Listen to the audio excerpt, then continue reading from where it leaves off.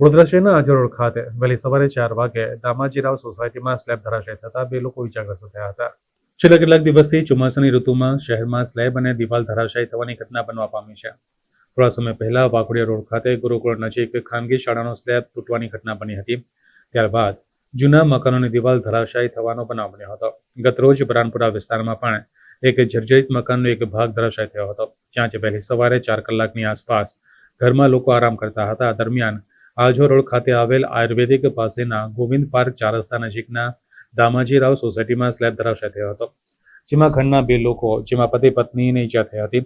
જેમાં મહિલા જિગીશાબેન રાણાને માથામાં તથા પગના ભાગે ગંભીર ઈજા થઈ હતી. આ ઘટનામાં તેમના 2 દીકરાઓનો આબાદ બચાવ થયો હતો. ઘટનાને પગલે તાત્કાલિક ઇમરજન્સી 108 મારફતે ઈજાગ્રસ્તોને એસએસજી હોસ્પિટલમાં ખસેડવામાં આવ્યા હતા, જ્યાં તેઓને સારવાર આપવામાં આવી હતી.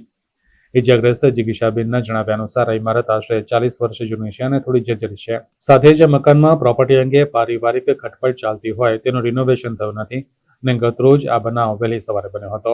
અમારું પોતાની મિલકત છે, પણ થોડી મિલકતના પ્રોબ્લેમ ચાલે છે, એટલે 40 વર્ષ જૂની મિલકત છે. થોડી જર્જરી થઈ ગઈ છે, એના લીધે ઉપરથી સ્લેબો પડે છે.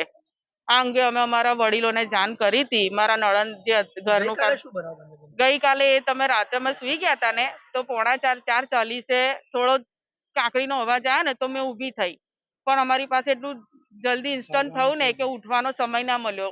હું મારી છોકરીને કે મારા વરને ઉઠાડું ત્યાર પહેલા ઉપરથી સ્લેબ પડ્યો, અમારા પગ પર પડ્યો, અને બીજું થોડુંક બાકી હતું ને તો મેં બેઠી થઈ એટલે સીધું મારા માથા પર આવ્યું, એટલે મારું માથું થોડું ફાટી ગયું છે.